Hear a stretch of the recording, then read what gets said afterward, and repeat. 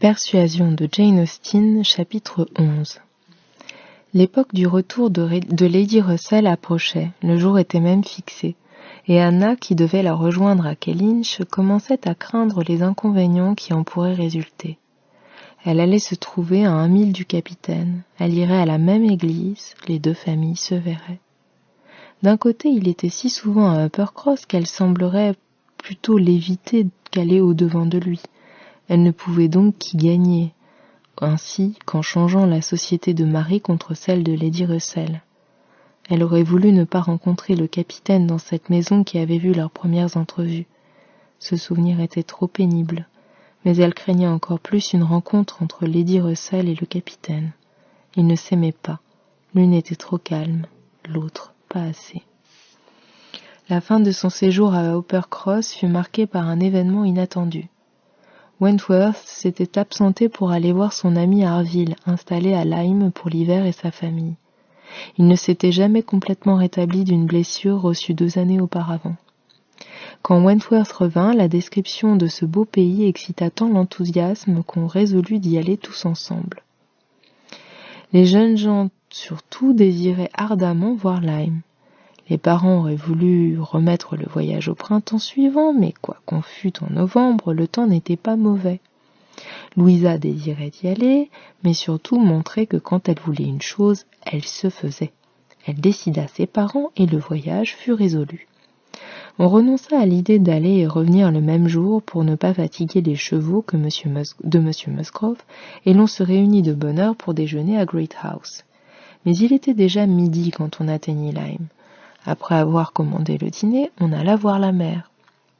La saison était trop avancée pour offrir les distractions des villes d'eau, mais la remarquable situation de la ville, dont la principale rue descend presque à pic vers la mer, l'avenue qui longe la charmante petite baie si animée pendant la belle saison, la promenade du Cobb et la belle ligne de rochers qui s'étend à l'est de la ville, toutes ces choses attirent l'œil du voyageur, et quand on a vu Lyme une fois, on veut le revoir encore. Il faut voir aussi Charmouth, avec ses collines, ses longues lignes de terrain et sa baie tranquille et solitaire cernée par de sombres rochers. On est là si bien à contempler rêveusement la mer. Il faut voir la partie haute de Lyme avec ses bois, et surtout Pummy avec ses verts abîmes creusés entre les rochers où poussent pêle-mêle des arbres forestiers et des arbres fruitiers, sites attestant le long travail du temps qui a préparé ces endroits merveilleux, égalés seulement par les sites fameux de White. Il faut avoir vu et revu ces endroits pour connaître la beauté de Lyme. Nos amis se dirigèrent vers la maison des Harville, située sur le Cobb. Le capitaine y entra seul et en sortit bientôt avec monsieur et madame Harville et le capitaine Benwick. Benwick avait été commandant sur la Laconia. Les louanges que Wentworth avait faites de lui l'avaient mis dans une haute estime à Uppercross, mais l'histoire de sa vie privée l'avait rendu encore plus intéressant. Il avait épousé la sœur de Harville et venait de la perdre. La fortune leur était arrivée après 2 ans d'attente et Fanny était morte trop tôt pour avoir la promotion de son mari. Il aimait sa femme et la regrettait autant qu'homme peut le faire. C'était une de ces natures qui souffrent le plus parce qu'elles sentent le plus. Sérieux, calme, réservé, il aimait la lecture et les occupations sédentaires. La mort de sa femme resserra encore l'amitié entre les Harville et lui. Il vint demeurer avec eux. Harville avait loué à Lyme pour 6 mois. Sa santé, ses goûts, son peu de fortune l'y attiraient, tandis que la beauté du pays, la solitude de l'hiver convenaient à l'état d'esprit de Benwick. Cependant, se disait Anna, son âme ne peut être plus triste que la mienne. Je ne puis croire que toutes ses espérances soient flétries. Il est plus jeune que moi, sinon de fait, du moins comme sentiment, plus jeune aussi parce qu'il est homme. Il se consolera avec une autre, et sera encore heureux. Le capitaine Harville était grand, brun, d'un aspect aimable et bienveillant, mais il boitait un peu. Ses traits accentués et son manque de santé lui donnaient l'air plus âgé que Wentworth. Benwick était et paraissait le plus jeune des 3 et semblait petit comparé aux 2 autres. Il avait un air doux et mélancolique et parlait peu. Harville, sans égaler Wentworth comme manière, était un parfait gentleman, simple, cordial, obligeant. Madame Harville, un peu moins distinguée que son mari, paraissait très bonne. Leur accueil aux amis de Wentworth fut charmant. Le repas commandé à l'auberge servit d'excuse pour refuser leur invitation à dîner. Mais ils parurent presque blessés que Wentworth n'eût pas amené ses amis sans qu'il fût besoin de les inviter. Tout cela montrait tant d'amitié pour le capitaine et un sentiment d'hospitalité si rare et si séduisant, si différent des invitations banales, des dîners de cérémonie et d'apparat, qu'Anna se dit avec une profonde tristesse « Voilà quels auraient été mes amis ». On entra dans la maison. Les chambres étaient si petites qu'il semblait impossible d'y recevoir. Anna admira les arrangements ingénieux du capitaine Harville pour tirer parti du peu d'espace, remédier aux inconvénients d'une maison meublée et défendre les portes et les fenêtres contre les tempêtes de l'hiver. Le contraste entre les meubles vulgaires et indispensables fournis par le propriétaire et les objets de bois précieux, admirablement travaillés que le capitaine avait rapportés de lointains voyages, donnait à Anna un autre sentiment que le plaisir.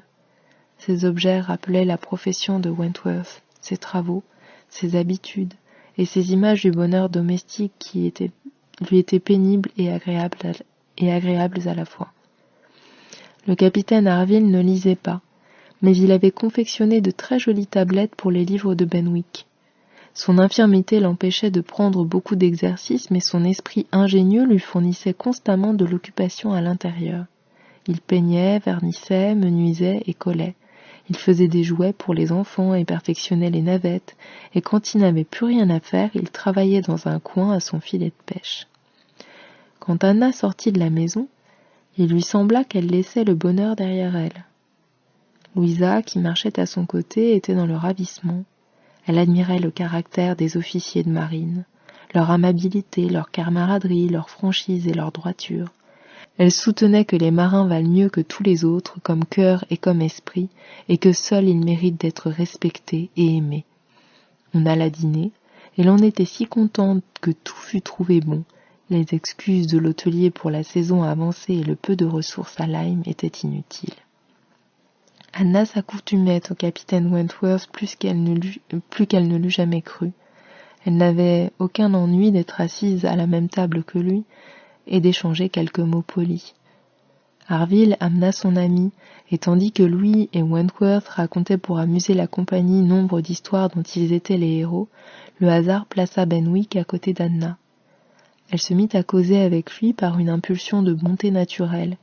Il était timide et distrait, mais les manières gracieuses d'Anna, son air engageant et doux produisirent leur effet, et elle fut bien payée de sa peine. Il avait certes un goût très cultivé en fait de poésie, et Anna eut le double plaisir de lui être agréable en lui fournissant un sujet de conversation que son entourage ne lui donnait pas, et de lui être utile en l'engageant à surmonter sa tristesse. Cela fut amené par la conversation, car, quoique timide, il laissa voir que ses sentiments ne demandaient qu'à s'épancher. Ils parlèrent de la poésie, de la richesse de l'époque actuelle, et, après une courte comparaison entre les plus grands poètes, ils cherchèrent s'il fallait donner la préférence à Marmion ou à la Dame du Lac, à la fiancée d'Abydos ou au Giaour. Il montra qu'il connaissait bien les tendres chants de l'un, les descriptions passionnées et l'agonie désespérée de l'autre. Sa voix tremblait en récitant les plaintes d'un cœur brisé ou d'une âme accablée par le malheur et semblait solliciter la sympathie. Anna lui demanda s'il faisait de la poésie sa lecture habituelle. Elle espérait que non, car le sort des poètes est d'être malheureux, et il n'est pas donné à ceux qui éprouvent des sentiments vifs d'en goûter les jouissances dans la vie réelle. Benwick laissa voir qu'il était touché de cette allusion à son état d'esprit. Cela enhardit Anna, et sentant que son esprit avait un droit de priorité sur Benwick, elle l'engagea à faire dans ses lectures une plus grande place à la prose. Et comme il lui demandait de préciser, elle nomma quelques-uns de nos meilleurs moralistes, des collections de lettres admirables, des mémoires de nobles esprits malheureux, tout ce qui lui parut propre à élever et fortifier l'âme par les plus hauts préceptes et les plus forts exemples de résignation morale et religieuse. Benwick écoutait attentivement. et tout en secouant la tête pour montrer son peu de foi en l'efficacité des livres pour un chagrin comme le sien, il prit note des livres qu'elle lui recommandait et promit de les lire. À la soirée finie, Anna s'amusa de l'idée qu'elle était venue passer un jour à Lyme pour prêcher la patience et la résignation à un jeune homme qu'elle n'avait jamais vu. En y réfléchissant davantage, elle craignit d'avoir, comme les grands moralistes et les prédicateurs, été éloquente sur un point qui n'était pas en rapport avec sa conduite.